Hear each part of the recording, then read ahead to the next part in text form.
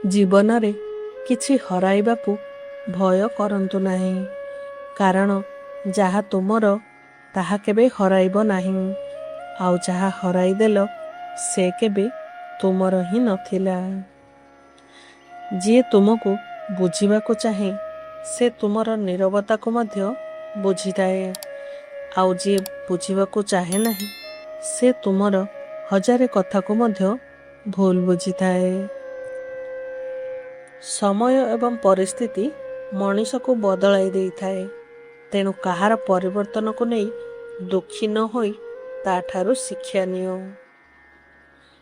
ପୀଡ଼ା, ଅପମାନ ଏବଂ ବିଫଳତା ମଣିଷକୁ ଭାଙ୍ଗିବା ପାଇଁ ନୁହେଁ, ବରଂ ତାକୁ ଅଧିକ ଶକ୍ତିଶାଳୀ ଓ ବୁଦ୍ଧିମାନ କରିବା ପାଇଁ ଆସିଥାଏ। ଯେଉଁମାନେ ତୁମକୁ ଅବହେଳା କରନ୍ତି ସେମାନଙ୍କ ପାଇଁ ଦୁଃଖୀ ହୁଅନି।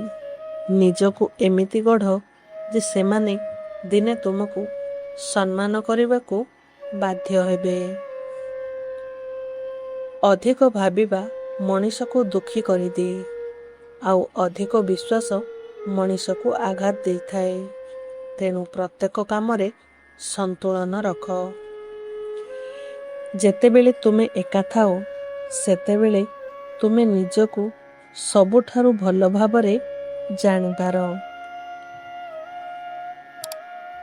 କେବେ ବି ନିଜ ଭଲ କାମର ଗର୍ବ ନିଜେ କରନ୍ତୁ ନାହିଁ, କାରଣ ଫଳ ଦେବାର ଅଧିକାର କେବଳ ପରମାତ୍ମାଙ୍କର। ଜୀବନରେ ସବୁ କିଛି ହରାଇ ଯାଇପାରେ, କିନ୍ତୁ ଆଶା ଏବଂ ଧୈର୍ଯ୍ୟ କେବେ ହରାଇବା ଉଚିତ ନୁହେଁ। ଯିଏ ତୁମର ମୂଲ୍ୟ ବୁଝେ ନାହିଁ ତା ପଛରେ ସମୟ ନଷ୍ଟ କରନ୍ତୁ ନାହିଁ। ହୀରା ନିଜର ମୂଲ୍ୟ କେବେ ପ୍ରମାଣ କରେ ନାହିଁ। ନିଜକୁ ବଦଳାଇବାର ସାହସ ରଖ, କାରଣ ସମୟ ବଦଳିବା ପୂର୍ବରୁ ଯିଏ ନିଜକୁ ବଦଳାଇ ଦେଇଥାଏ ସଫଳତା ତାର ପାଦ ଛୁଏଁ। ଯେଉଁଠାରେ ଅଧିକ ଆଶା ଥାଏ ସେଠାରେ ଅଧିକ ନିରାଶା ମଧ୍ୟ ଥାଏ, ତେଣୁ ଆଶା ରଖ କିନ୍ତୁ ନିଜ ଖୁସିକୁ ଅନ୍ୟଙ୍କ ହାତରେ ଟେକି ଦିଅନି।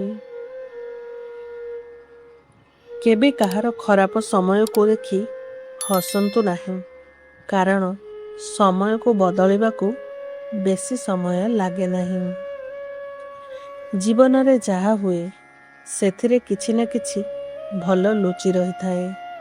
ଧୈର୍ଯ୍ୟ ରଖ, ସମୟ ତାହାକୁ ନିଶ୍ଚୟ ଦେଖାଇଦେବ। ଯେଉଁ ମଣିଷ ନିଜ ଭୁଲକୁ ସ୍ୱୀକାର କରିପାରେ ସେ ଜୀବନରେ ଆଗକୁ ବଢ଼ିବାର ସବୁଠାରୁ ବଡ଼ ଯୋଗ୍ୟତା ରଖେ।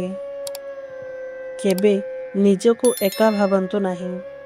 ଯେତେବେଳେ ସବୁ ତୁମକୁ ଛାଡ଼ି ଯାଆନ୍ତି ସେତେବେଳେ ପରମାତ୍ମା ତୁମ ସହିତ ରହିଥାନ୍ତି।